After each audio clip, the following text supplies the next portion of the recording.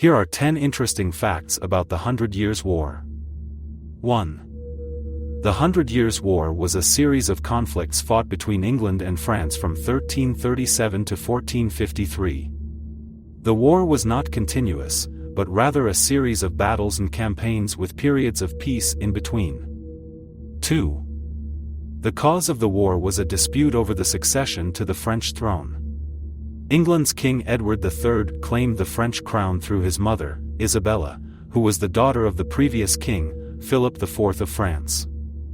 3. The war was not actually 100 years long, it lasted for 116 years, from 1337 to 1453. 4. The war saw some of the most famous battles in medieval history, including the Battle of Crécy in 1346, the Battle of Poitiers in 1356, and the Battle of Agincourt in 1415. 5. One of the most famous figures of the war was Joan of Arc, a peasant girl who claimed to have received visions from God telling her to drive the English out of France.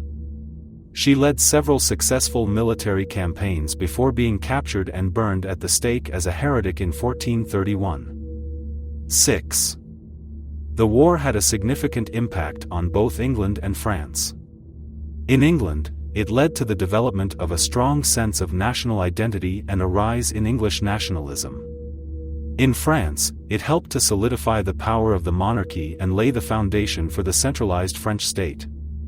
7. The war also saw the introduction of new weapons and tactics, including the longbow, which gave English archers a significant advantage over French knights. 8.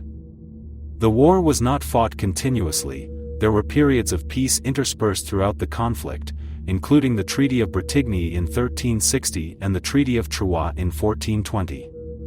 9. The war was marked by significant brutality, including massacres of civilians and the use of torture and other forms of violence against prisoners of war. 10. The war ended with the French victory at the Battle of Castillon in 1453.